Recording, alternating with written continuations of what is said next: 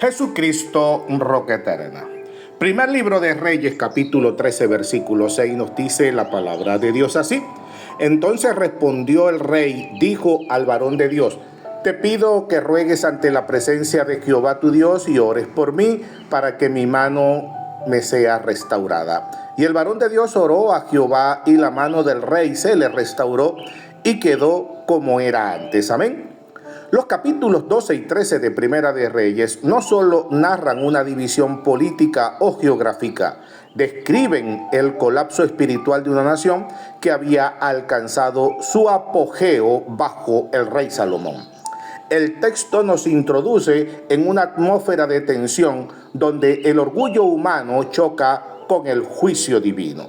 Mientras el capítulo 12 presenta la separación física de las 10 tribus debido a la falta de sabiduría de Roboam, el capítulo 13 profundiza en la crisis de autoridad, donde la desobediencia de un profeta sirve como advertencia de que nadie, ni siquiera el mensajero de Dios, está exento de cumplir su palabra.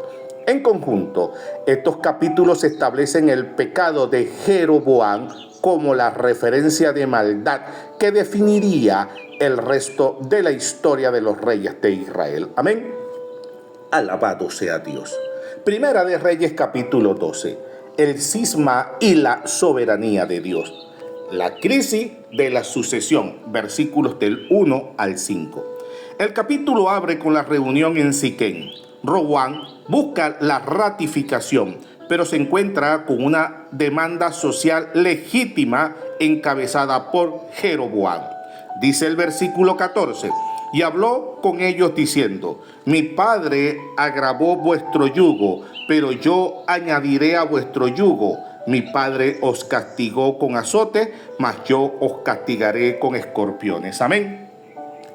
En términos hebreos, para yugo, ol, no solo se refiere a impuestos, sino al sistema de trabajo forzado de Salomón. La respuesta de Roboam muestra una desconexión total con la sabiduría salomónica. Prefiere el consejo de los jóvenes sobre el de los ancianos. Jesucristo se presenta como el antítesis de este reinado opresivo de Roboam. En Mateo capítulo 11, versículo 28 al 30, Él dice: venid a mí todos los que estáis trabajados y cargados, y yo os haré descansar. Llevad mi yugo sobre vosotros y aprended de mí, que soy manso y humilde de corazón, y hallaréis descanso para vuestras almas, porque mi yugo es fácil y ligera mi carga. Amén. Mientras el rey terrenal usa su autoridad para explotar, el Rey de Reyes y Señor de Señores usa su autoridad para servir y dar descanso. Amén. A su nombre, gloria. El trasfondo teológico lo vemos en el versículo 15 de Primera de Reyes. Es el versículo clave para entender que la historia no es solo un fallo diplomático, sino un juicio divino. Y no oyó el rey al pueblo, porque era designio de Jehová para confirmar la palabra que Jehová había hablado por medio de Ahías, silonita, a Jeroboam, hijo de Nabat. Amén. Aquí aparece la tensión entre el libre albedrío humano y la soberanía de Dios. La terquedad de Roboam cumple la profecía de Primera de Reyes, capítulo 11, por la idolatría de Salomón. El establecimiento de la idolatría institucional lo vemos desde el versículo 26 al 33.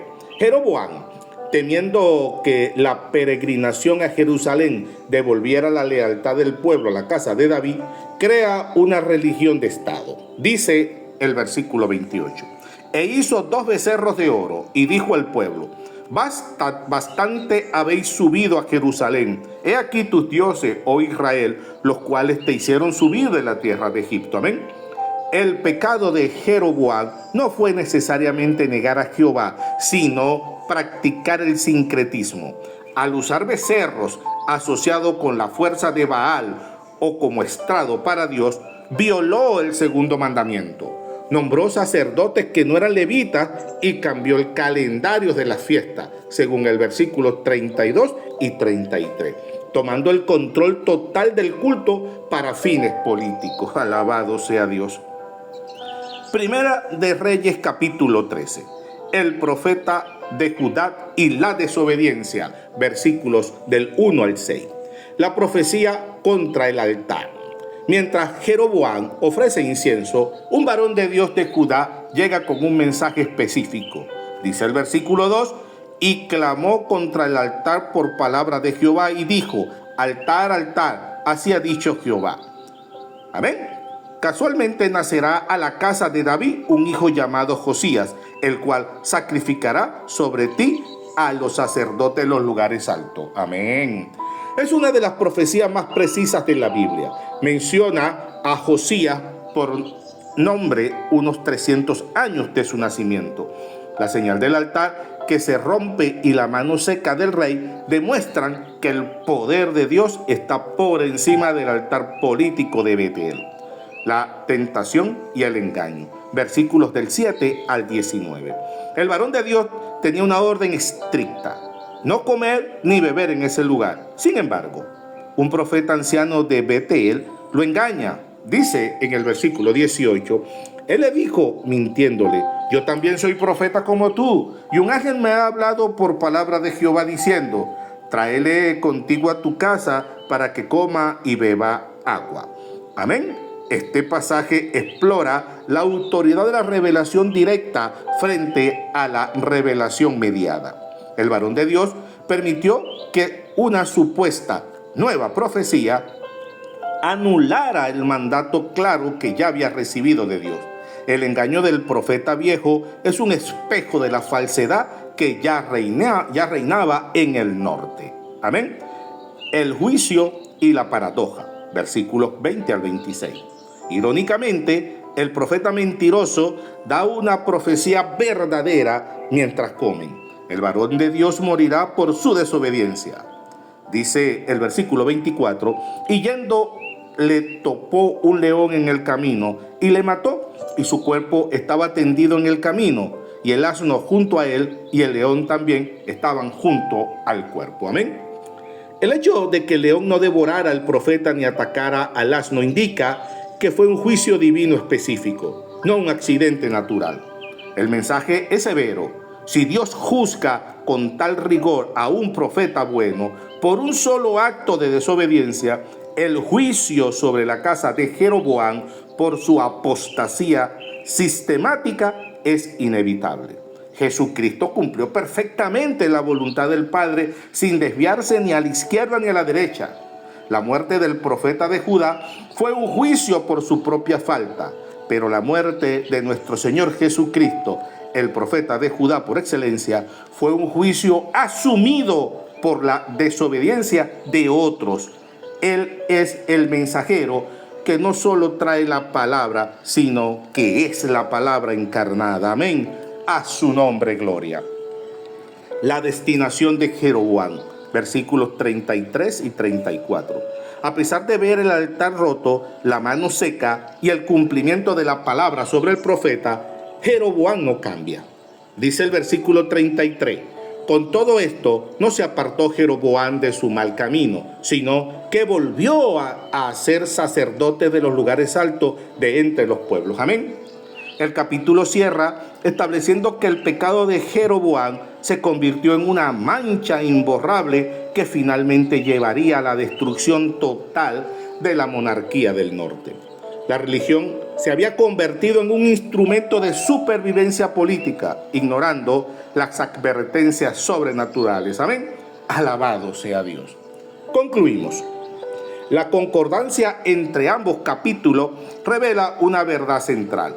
La religión sin obediencia es solo política con máscara de piedad. Jeroboam intentó asegurar su reino mediante un culto inventado en Betel, él creyendo que podía manipular la fe para fines de seguridad nacional. Sin embargo, el encuentro con el varón de Dios en el capítulo 13 demuestra que las instrucciones creadas por el hombre, por más poderosas que parezcan, están bajo el juicio de la palabra de Dios. La trágica muerte del profeta de Judá subraya que la seriedad de la santidad divina. Si Dios fue estricto con quien le servía, cuanto más lo sería con un sistema apostatado. El mensaje final es que el poder político es efímero, pero la fidelidad a los mandatos de Dios es el único fundamento que sostiene a una nación. Amén. Alabado sea el nombre de nuestro Señor. Oración de cierre. Oremos. Padre Celestial, al completar la historia de tu pueblo en estos capítulos, te pedimos sabiduría para no caer en la soberbia de Roboam, creyendo que nuestra fuerza reside en el control o en el rigor. Líbranos del espíritu de Jeroboam, para que nunca intentemos amoldar tu voluntad a nuestra conveniencia o seguridades personales. Danos un corazón atento para escuchar tu voz y la determinación del varón de Dios para caminar en obediencia, aprendiendo que tu palabra es absoluta y tu santidad es fuego consumidor, pero también es una guía para nuestras vidas. Que nuestra adoración sea en espíritu y en verdad, y no conforme a altares levantados por ninguna mano de hombre. Amén. En el nombre de Jesús te lo pedimos y en ese nombre te damos gracias. Amén, amén y amén. Dios te bendiga, Dios te guarde.